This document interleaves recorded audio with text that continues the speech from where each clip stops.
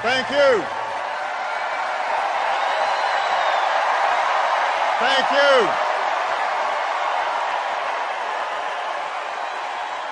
Thank you.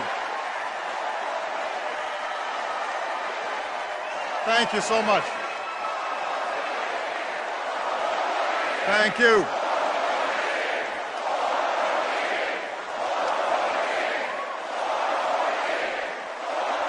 Thank you so much. Thank you. Thank you very much, everybody. Thank you. Michelle, I love you so much. A few nights ago, everybody was reminded just what a lucky man I am.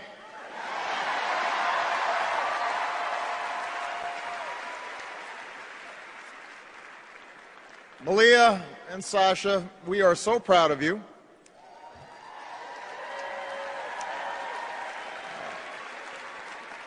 And yes, you do have to go to school in the morning.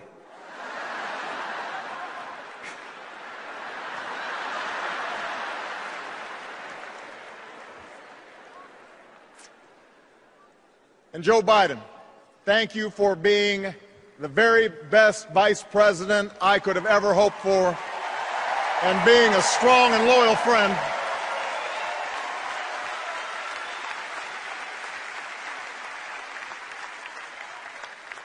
Madam Chairwoman, delegates, I accept your nomination for President of the United States.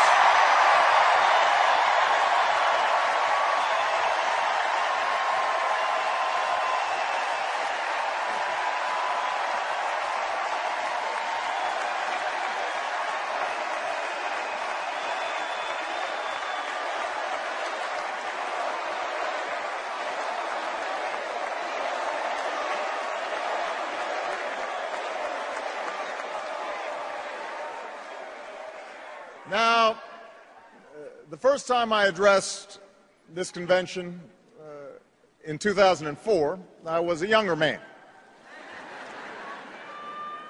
a Senate candidate from Illinois who spoke about hope. Not blind optimism, not wishful thinking, but hope in the face of difficulty, hope in the face of uncertainty. That dogged faith in the future which has pushed this nation forward even when the odds are great, even when the road is long.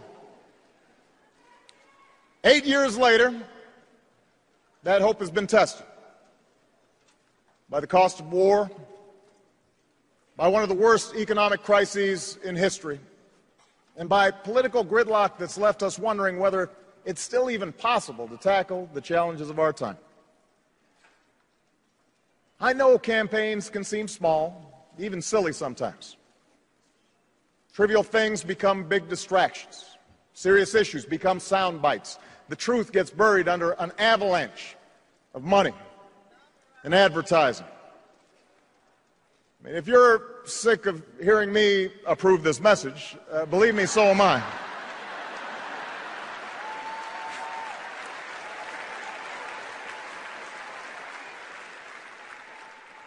But when all is said and done, when you pick up that ballot to vote, you will face the clearest choice of any time in a generation.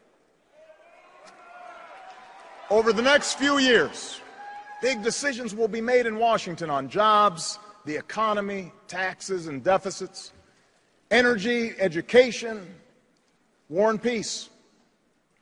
Decisions that will have a huge impact on our lives and on our children's lives for decades to come. And on every issue, the choice you face won't just be between two candidates or two parties. It will be a choice between two different paths for America, a choice between two fundamentally different visions for the future.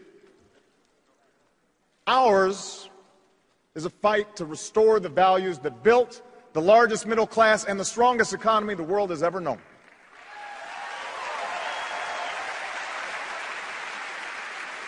The values my grandfather defended as a soldier in Patton's army. the values that drove my grandmother to work on a bomber assembly line while he was gone. They knew they were part of something larger, a nation that triumphed over fascism and depression, a nation where the most innovative businesses turned out the world's best products, and everyone shared in that pride and success, from the corner office to the factory floor. My grandparents were given the chance to go to college, buy their own home, and fulfill the basic bargain at the heart of America's story. The promise that hard work will pay off, that responsibility will be rewarded, that everyone gets a fair shot, and everyone does their fair share, and everyone plays by the same rules, from Main Street to Wall Street to Washington, D.C.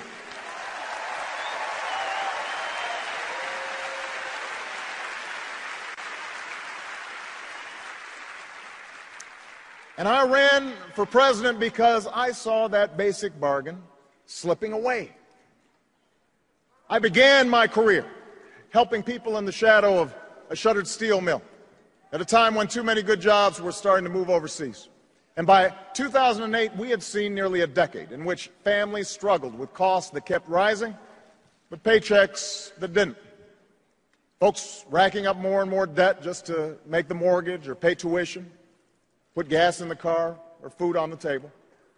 And when the house of cards collapsed in the Great Recession, millions of innocent Americans lost their jobs, their homes, their life savings, a tragedy from which we're still fighting to recover.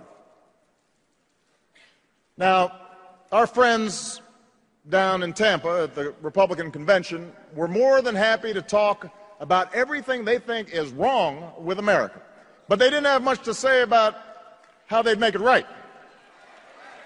They want your vote, but they don't want you to know their plan. And that's because all they have to offer is the same prescriptions they've had for the last 30 years. Have a surplus? Try a tax cut. Deficit too high? Try another. Feel a cold coming on? Take 2 tax cuts, roll back some regulations, and call us in the morning.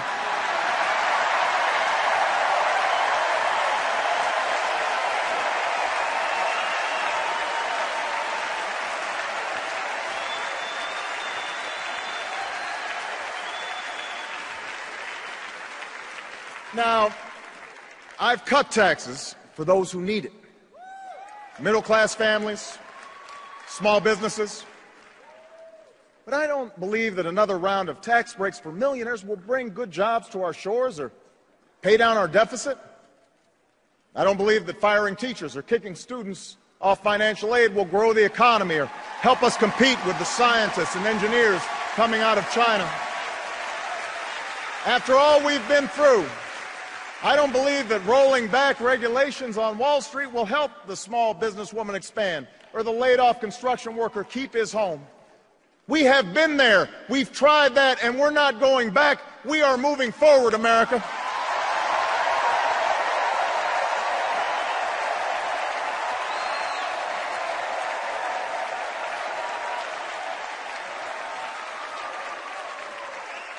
Now, I won't pretend the path I'm offering is quick or easy. I never have. You didn't elect me to tell you what you wanted to hear. You elected me to tell you the truth. And the truth is, it will take more than a few years for us to solve challenges that have built up over decades. It'll require common effort and shared responsibility, and the kind of bold, persistent experimentation that Franklin Roosevelt pursued during the only crisis worse than this one. And by the way, those of us who carry on his party's legacy should remember that not every problem can be remedied with another government program or dictate from Washington. But know this, America, our problems can be solved. Our challenges can be met. The path we offer may be harder, but it leads to a better place, and I'm asking you to choose that future. I'm asking you to rally around a set of goals for your country, goals in manufacturing, energy, education, national security, and the deficit. Real, achievable plans that will lead to new jobs, more opportunity, and rebuild this economy on a stronger foundation. That's what we can do in the next 4 years, and that is why I am running for a second term as President of the United States.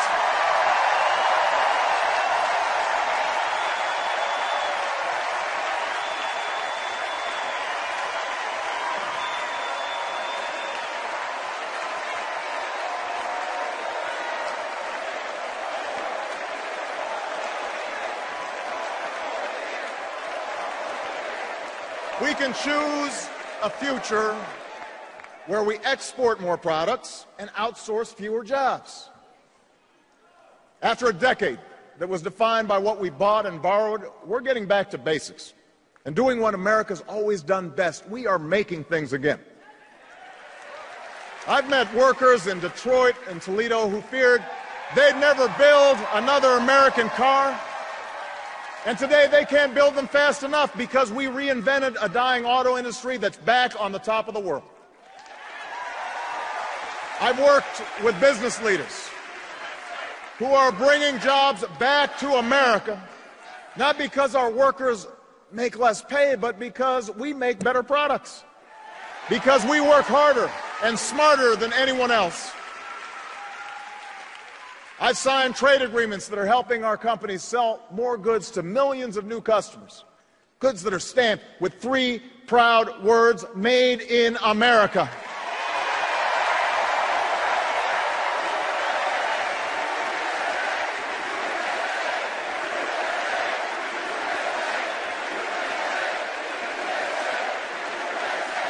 And after a decade of decline, this country created over 500,000 manufacturing jobs in the last 2.5 years. And now you have a choice. We can give more tax breaks to corporations that ship jobs overseas, or we can start rewarding companies that open new plants and train new workers and create new jobs here in the United States of America.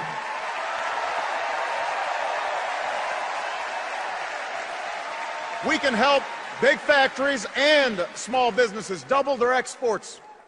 And if we choose this path, we can create 1 million new manufacturing jobs in the next 4 years. You can make that happen. You can choose that future. You can choose the path where we control more of our own energy. After 30 years of inaction, we raised fuel standards so that by the middle of the next decade, cars and trucks will go twice as far on a gallon of gas. We have doubled our use of renewable energy, and thousands of Americans have jobs today building wind turbines and long-lasting batteries. In the last year alone, we cut oil imports by 1 million barrels a day, more than any administration in recent history. And today, the United States of America is less dependent on foreign oil than at any time in the last 2 decades.